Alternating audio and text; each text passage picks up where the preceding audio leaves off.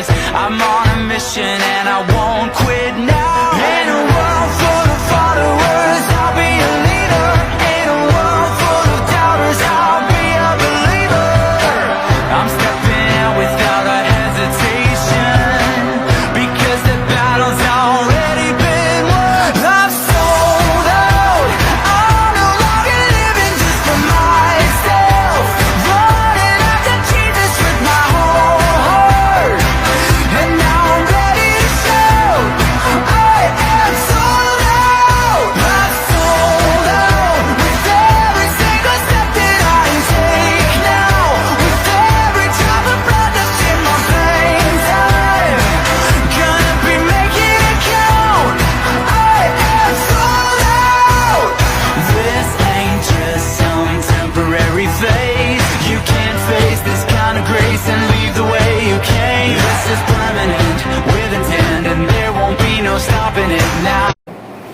Sektor pertanian pernah menjadi sumber utama pendapatan negara sebelum kebangkitan era kegemilangan perindustrian pada tahun 1990-an. Sebagai tamsil, penanaman pokok getah dan pokok kelapa sawit merupakan tanaman khusus yang menyumbang kepada ekonomi negara. Pokok getah ini penting kerana merupakan bahan mentah industri untuk pembuatan tayar kenderaan. Persoalannya, apakah kepentingan pertanian kepada negara? Oleh hal yang demikian, kepentingan pertanian kepada negara yang mewarnai fokus perbincangan akan dikupas secara terperinci demi kepentingan bersama. Sektor pertanian amat penting bagi memastikan bekalan makanan mencukupi untuk rakyat Malaysia. Hal ini dikatakan demikian kerana tumbuhan mampu membekalkan tenaga kepada manusia. Seperti yang kita sedia maklum, beras merupakan makanan utama kepada rakyat Malaysia yang dikategorikan sebagai sumber karbohidrat di dalam piramid makanan. Tambahan pula, penanaman ulam-ulaman serta buah-buahan juga penting kerana mempunyai khasiat seperti vitamin C, kalsium, zat besi dan fosforus. Sebagai akibatnya, kita dapat menguatkan penglihatan, membantu melancarkan pengedaran darah serta dapat menguatkan tulang. Oleh hal yang demikian, sumber pertanian penting untuk memberikan kelangsungan hidup kepada masyarakat dengan membekalkan makanan yang sihat untuk bersiap siaga bagi mengelakkan terkena risiko penyakit. Bab kata pepatah, jerat tidak lupa akan pelanduk, tetapi pelanduk lupa akan jerat. Apabila sektor pertanian diperluaskan dan menjadi agenda utama kerajaan, ia dapat mewujudkan peluang pekerjaan kepada masyarakat tempatan, terutamanya golongan luar bandar. Wawasan untuk merapatkan jurang pendapatan penduduk bandar dan luar bandar dapat direalisasikan dengan merencana program pertanian yang efisien. Dari segi infrastruktur dan bantuan, kita sudah pun mempunyai pelbagai jabatan dan agensi kerajaan yang bertanggungjawab membimbing para petani untuk menghasilkan produk pertanian yang berkualiti serta memberi pulangan yang berganda. Sekiranya setiap agensi kerajaan dan organisasi swasta yang terlibat dalam pertanian mempunyai sinergi dan iltizam yang sama, pasti ramai petani-petani berjaya dapat menghasilkan. Malahan, terdapat bekas graduan jurutera yang beralih bidang kerajaan ke bidang pertanian yang berjaya. Beliau yang menjadi peserta di Taman Kekal Pengeluaran Makanan TKPM Paradong Terengganu berjaya memperoleh hasil tunai melon manis Terengganu sehingga RM30,000 semusim. Graduan tersebut meninggalkan bidang cari gali minyak dan gas meraih pendapatan bulanan sebanyak RM8,000 sebulan. Dengan bertani menjadi bukti sektor ini mampu menghasilkan kerjaya dengan baik. Persis kata peribahasa, hujan emas di negeri orang, hujan batu di negeri sendiri. Lebih baik di negeri sendiri.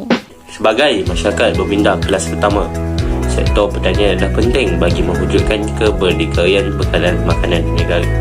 Maksud kepada keberdikarian bekalan makanan adalah negara menghasilkan dan membekalkan bekalan makanan tempatan secara domestik dan tidak bergantung pada industri import. Menurut laporan Bulletin Suku Tahunan terkini oleh Bank Negara Malaysia, negara kekal sebagai pengimport makanan dengan sekurang-kurangnya seperempat daripada jumlah keseluruhan bekalan makanan iaitu 24% import. Ini bermakna Malaysia masih lagi tidak mencapai tahap keberdikarian dalam bekalan makanan jika berlaku bencana atau pandemik seperti COVID-19 dan rantai import ekspor terpaksa diputuskan, maka kita tidak mampu untuk membekalkan makanan kepada rakyat kita sendiri.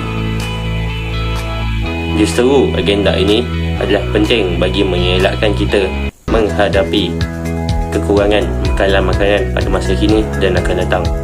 Pihak berkuasa perlu menyusun strategi dan bertindak sekarang dalam merencana kebergantungan bekalan makanan tempatan terhadap sektor pertanian domestik. Konklusinya, pelbagai kepentingan sektor pertanian yang menyumbang kepada negara dan juga nusa bangsa, masyarakat harus membuang stigma lama bahawa bertani hanya untuk orang kampung dan tidak mampu menjadi kerjaya yang stabil. Kita hanya memerlukan pentadbiran yang efisien dan proaktif yang mampu mengumpulkan tenaga kerja serta pakar untuk membentuk ekosistem pertanian domestik yang unggul. Senario ini persis dengan peribahasa Melayu, yakni hanya jahari mengenal manikam. Teknorat dan golongan profesional seharusnya menjadi pemacu setiap industri dalam negara, bukannya golongan eksekutif yang tidak sebertahu menahu hanya mengejar kepentingan sendiri atau jangka masa pendek. Golongan profesional dan teknorat ini lebih layak kerana mereka mempunyai pengalaman dan pengetahuan yang mendalam. Malahan mereka telah mendedikasi hidup mereka ke dalam bidang yang mereka caburi. Di mana ada kemahuan, di situ ada jalan. Semoga setiap golongan membuka mata dan menyedari potensi sektor pertanian dalam negara serta mengambil serius dalam menjaga kepentingan sektor tersebut untuk keselamatan bersama. Itu saja pada kami Berita PM Kelas 5 Step 1.